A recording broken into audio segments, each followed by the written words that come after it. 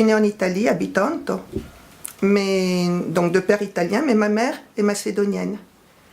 Et je pense que c'est important pour moi parce que j'ai eu deux cultures contemporaines, quoi, en même temps. Je suis arrivée, j'avais 8 ans. Je suis venue avec toute ma famille.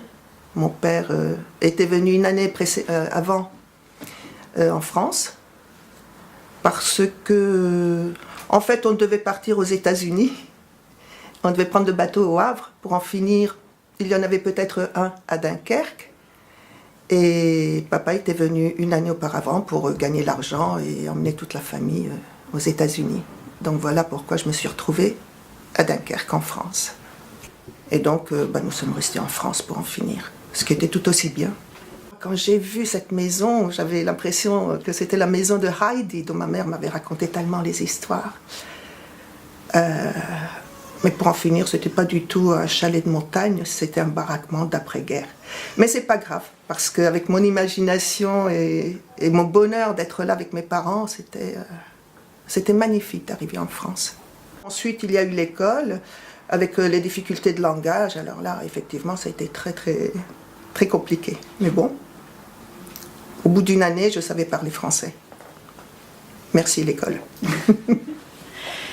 J'étais dans une société, mon grand-père paternel et ma famille paternelle est une famille de paysans. Donc ils ont toute cette culture paysanne de l'oralité, du conte. Voilà, donc tous les soirs on avait droit à des histoires, des devinettes, des on-dit, des proverbes. Enfin, j'en avais toute la journée, quoi. Je ne pouvais pas prendre une fourchette sans que quelqu'un me sorte une histoire avec une fourchette, quoi. Je suis française d'adoption. Et je me sens très française. Alors, quand j'étais enfant, j'avais été très surprise par l'attitude des Français. Des enfants français, lorsqu'ils allaient voir les marionnettes, ou alors même entre eux, il y avait beaucoup de « oh là là, oh là là, oh là là ». Ça me faisait mourir de rire, donc j'essayais d'apprendre à dire « oh là là », parce que je voulais vraiment parler comme les Français. Ensuite, quelque chose qui m'avait frappé aussi parmi les scolaires en France, c'est que lorsqu'ils ne savaient pas leur leçon, qu'ils faisaient comme ça, enfin il y a toute une gestuelle qui est très française. Ou alors comme ça, alors que moi à l'école italienne, tu sais pas ta leçon, tu restes comme ça, tu ne fais pas semblant d'avoir oublié ou pas, enfin il faut assumer. Il faut assumer. Quand j'étais étudiante, en tant qu'étrangère, puisque j'ai toujours la nationalité italienne, mais lorsque je suis allée en faculté, je n'avais pas de bourse, mon père étant ouvrier, il fallait que je travaille. Donc pour moi, je me sentais vraiment française au lycée, et je m'étais dit, je ferai comme mes amis, je deviendrai pionne, je gagnerai ma vie comme ça, et je paierai mes études de cette manière-là. Ça n'a pas du tout été le cas, puisque lorsque j'ai voulu être pionne, on m'a dit, mais il faut être français. Qu'à cela ne tienne, je vais demander la nationalité française. Je suis allée demander ma nationalité, et on m'a dit, ok, pas de problème, vous remplissez tous ces papiers. C'était compliqué. Et donc, je leur ai dit, mais ça va prendre combien de temps? On m'a dit 3 ans. Je dis 3 ans, mais dans 3 ans, j'aurai ma licence, je pourrai travailler. Donc, j'ai laissé tomber. Voilà. Voilà pourquoi aussi je ne suis pas devenue française. Ensuite, il y a eu le marché commun, l'Europe. Il n'y a aucune utilité à changer de nationalité. Makala et makala, makala ma farine, makala et makala, makala ma farine, makala mon manebe, hariko yongine, makala mon manebe, hariko yongine. Donc je suis né en France et enfant, je suis retourné au Cameroun. Donc j'ai grandi au Cameroun dans un village très très agréable qui s'appelle Ezeka. Et donc je suis resté au village jusqu'à l'âge de 8 ans. Donc à Ezeka, où j'ai eu la chance de vivre avec la nature, de courir derrière les vrais coqs qui avaient les vrais muscles. J'ai eu cette chance-là de manger une poule avec beaucoup de difficultés parce que les tendons étaient vraiment bien en place. Donc à 8 ans, je suis allé à Douala. Douala qui est la capitale économique du Cameroun. Et donc je suis resté jusqu'à l'âge de 22 ans. Et c'est à 22 ans je suis venu m'installer en France, sachant que j'étais déjà venu en vacances. Comment s'est passée ma première venue en France en tant qu'être qui pense? J'avais 12 ans. Ça, je m'en souviens, c'était l'été. Et je suis donc arrivé par avion. De toute façon, on ne prenait plus de bateau. Et j'arrive à l'aéroport, je suis attendu par des amis de ma mère, des Camerounais, qui viennent me chercher et ils me disent tout de suite, on va te faire visiter Paris. Alors donc on est dans la voiture, on va partout, Pigalle, Montparnasse, Trocadéro. Et puis à un moment donné, je regarde ma montre, je dis mais il y a un problème là. Et je me dis, mais comment se fait-il qu'il fasse encore jour à 22h moins? Et ça, vraiment, parce qu'en Afrique, enfin en tout cas au Cameroun à 18h30, la nuit tombe déjà. Et là, il était 22h, donc ça m'a...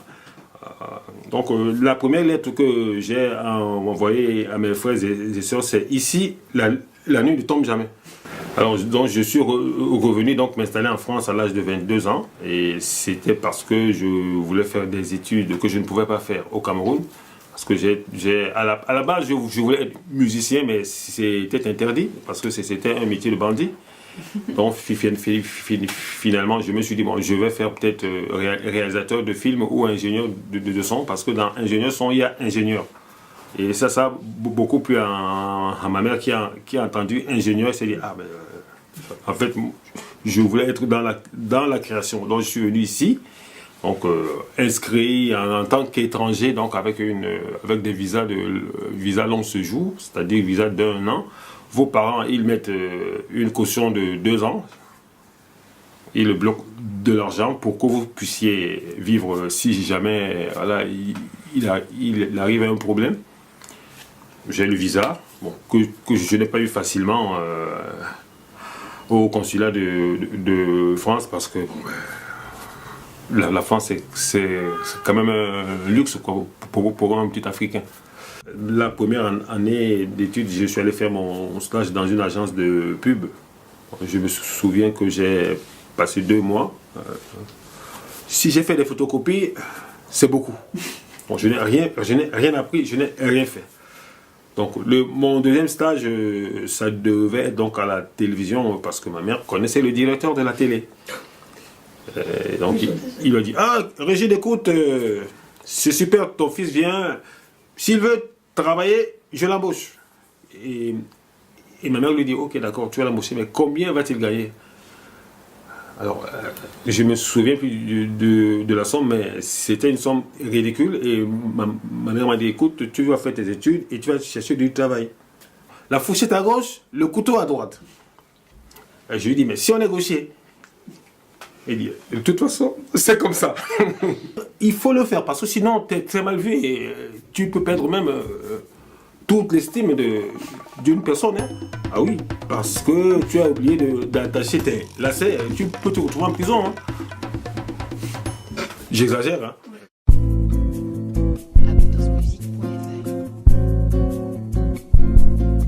Je suis d'origine égyptienne et colombienne et je suis né en France. Et en fait, quand je suis né, j'avais pas encore la nationalité française. Il fallait faire les démarches. Du coup, le temps de faire les démarches, et ben, ça prenait 3 heures. Donc pendant ces 3 heures, j'étais pas encore français. J'étais colombien égyptien. C'est 2 pays qui sont complètement différents. La Colombie, c'est en Amérique du Sud et l'Égypte, c'est un continent africain nord.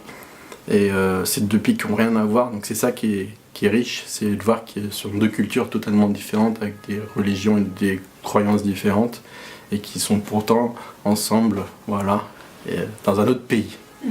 C'est parce que ma mère parle beaucoup, du coup c'est comme ça que j'ai appris l'espagnol en fait. C'est pas par les cours à l'école. Par contre je parle pas arabe parce que c'est vraiment une langue où on comprend rien en fait.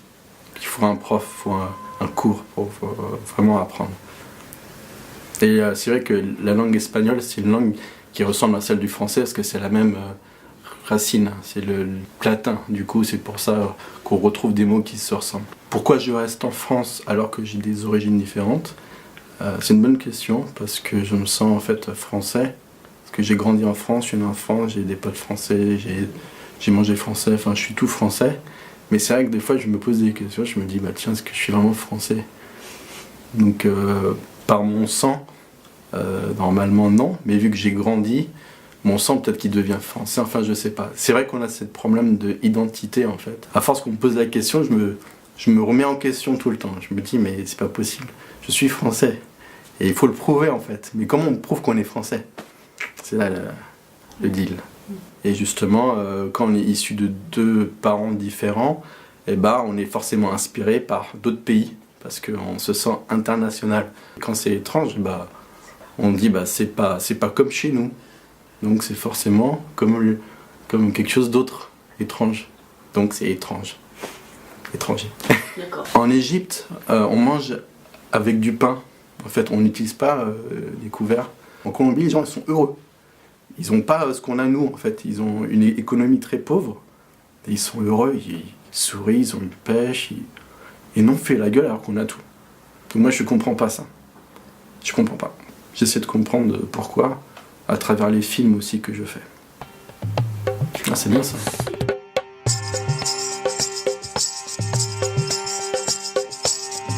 Je m'appelle Mohamed Adjam, je suis né au Maroc et j'ai grandi en France. Alors je suis venu très jeune, je suis venu à l'âge de 3 ans et j'ai grandi et étudié ici et choisi de vivre en France. Quand je suis allé retourner au Maroc plus tard, dans l'adolescence, et j'y allais assez souvent, c'est des rythmes, des parfums, c'est de la cuisine, c'est une chaleur humaine aussi qui est celle du Maroc. Alors mes parents sont algériens, donc j'ai un peu les deux. Je dirais qu'il y a une particularité un petit peu du Maroc par rapport à l'Algérie, où c'est un pays où il y a une certaine, on va dire, une liberté de vie et d'expression malgré que ce soit une royauté tout simplement. Mais je pense qu'on apprécie une chose en se forgeant à travers les expériences que nous vivons, tout simplement, que ce soit dans un pays ou dans un autre d'ailleurs, d'apprendre à être moi-même. Je dirais qu'en France, j'ai appris au moins ça. J'avais le milieu idéal pour moi, en tout cas, pour essayer d'exprimer ce qui pouvait être moi-même. Je suis ingénieur en électricité, sur des projets assez importants, culturels, des écoles. J'ai fait beaucoup d'écoles. J'ai réalisé que mon travail était intéressant puisque je réalisais des projets pour la vie, pour les gens. D'ailleurs, j'ai fait beaucoup d'aïkido, j'ai fait beaucoup d'arts martiaux, et ce qui m'a ouvert vers d'autres pensées, d'autres visions, notamment celle de l'Orient, notamment celle du Japon. Donc je suis devenu passionné de civilisation, voilà, ce qui m'a ouvert un petit peu sur des perspectives, mais toujours adapté à ce que ça pouvait donner en réalisation ici en France. Pour moi, c'était très important de pouvoir l'exprimer, voilà, à travers les arts ou à travers le sport. La France m'a apporté ça, c'est que ça m'a permis d'authentifier le fait qu'on ne peut réussir ou réaliser une chose que si on aime la chose. Cette notion d'aimer, tout ce que j'ai fait, j'ai essayé je me suis beaucoup trompé, hein, mais j'ai essayé d'aimer chaque fois ce que je faisais. Et c'est comme ça que j'ai appris beaucoup. Donc bien sûr, pour aimer, il faut connaître. Donc dans mon métier, c'est d'abord d'être ingénieur, c'est une formation bien sûr. C'est des rencontres extraordinaires, puisque j'ai beaucoup appris, beaucoup plus qu'à l'école. Je dirais que j'ai appris à travers les rencontres que j'ai faites, des gens extraordinaires, des professionnels avec qui j'ai travaillé, et qui étaient des gens très ouverts, avec qui j'ai appris. Et ensuite, toujours une concentration, vouloir faire et tenir en équipe avec des personnes, un objectif. Voilà. Tout est un, et c'est le un qui génère toutes les équations. C'est ça que j'essaie de montrer en physique, enfin de manière un peu plus théorique. Et c'est pour ça que je le relie à l'humanité, puisque je dis que nous cherchons toujours à relier et à être un avec tout le monde, et dans nos actions aussi. Je suis étonné du potentiel que nous avons en France. Je peux dire, même avec la science de la complétude, que nous avons absolument tout, et que parfois on ne l'utilise pas vraiment, ou pas assez. Tout simplement, ce qui m'étonne aussi, c'est que, avec toutes ces connaissances que nous avons, tu me fais rentrer dans un sentiment, je ressens qu'il y ait des peurs,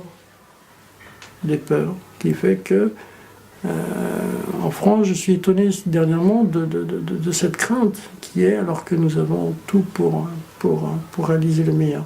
Tout le chemin, tout le parcours que j'ai eu, et celui de m'adapter d'ailleurs à la France et d'être dedans, et de me sentir vraiment français, puisque maintenant je suis français, naturalisé, étranger, mais français aussi.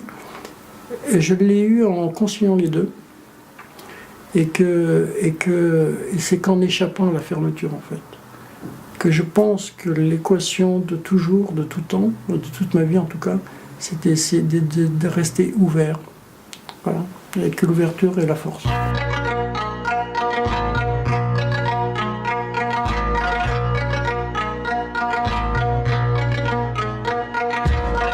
Bonjour, je m'appelle Sahatek.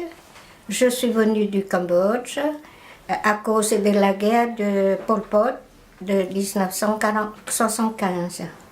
Je suis venue en France par l'intermédiaire de l'ONU, l'organisation de l'ONU, en 1980, au mois de juillet. On a tout perdu, je n'ai tout perdu. J'ai amené en France mes 2 enfants, 2 filles, Romani et Amara. Et mon mari, il est décapité, il est mort dans la guerre. Et je suis venue qu'avec mes 2 enfants, à bas âge, seule, dans un pays que je ne connais pas. Et je suis venue en France, je travaillais, j'étais accueillie par l'organisation de la Croix-Rouge. On m'a accepté de rester dans le centre d'accueil à Herblay pendant 2 semaines. Et moi, je suis atterrie en Bourgogne après. En Bourgogne, c'est à Saumur-en-Auxois. Et je fais la formation et j'ai réussi à faire entrer à l'école d'infirmière. Et j'ai travaillé jusqu'à ma retraite pendant 15 ans. Et surtout, je fais beaucoup de méditation à la façon religieuse, de bouddhiste pur. Et comme ça m'aide à accepter, à vivre en paix avec soi-même, étant donné qu'on a mal du pays tout le temps, que je n'ai pas oublié le mal du pays, mais ça m'a aidé à aider l'oubli, à aider la souffrance, étant donné qu'on est erré dans le monde, malgré que la France, elle est un beau pays généreux, que j'arrive en paix avec la sécurité, mais ce n'est pas mon pays. Et je pense toujours, et je me comporte comme tout le monde, en respectant la loi du pays, en signe de reconnaissance. Et je n'ai pas assisté par la France. Tout ce que j'ai fait, en signe de reconnaissance, que j'ai un petit peu de connaissances et de bagages, je travaillais pour gagner ma vie sans être assistée. Et je reconnais la bonté de la France et je suis heureuse de vivre en France parce que c'est un pays de liberté, qu'on a trouvé de la justice qui est différent de mon pays actuellement. Et ce que nous, petit peuple, qui a subi la souffrance et qui est le résultat, c'est qu'on est erré dans le monde. Au Cambodge, j'ai donné des cours de français et je fais à mi-temps. Et le reste du temps, l'autre moitié du temps, je travaillais avec l'Organisation de l'Humanité. J'ai travaillé en distribuant de quoi vivre aux gens pauvres, des médicaments, à travers des œuvres de charité. Je préfère mieux rester chez moi au Cambodge. Pourquoi? C'est parce qu'en me levant chaque jour au Cambodge, on connaît déjà, oh, cet arbre, ça s'appelle comme ça, on est familier avec la nature de chez nous, la nourriture, la culture, la civilisation. En France, c'est bien, comme la liberté, liberté, mais on est déraciné. Mais on est content, heureux, remercie la France, parce qu'on a sauvé la vie. Et d'abord nous a acceptés aussi, mais ça n'empêche pas qu'on a toujours, puisque c'est pas notre pays, c'est tout. Mais on aime la France. On est retourné au Cambodge en tant que touriste, c'est pas intéressant. Ça remue tout ce qu'on en avait. Tous les biens, tout ce qu'on a possédé à la façon normale, honnêtement, tout est confisqué. Donc, je ne sais pas, est-ce que ça vaut la peine d'y retourner. Mais si on m'a rendu tout ce que je possédais, je rentrais aussitôt. Parce que vivre mieux, mais en plus, il faut avoir aussi la liberté et la sécurité aussi. Ça, j'accepte bien y retourner. Mais sinon, je préfère rester en France.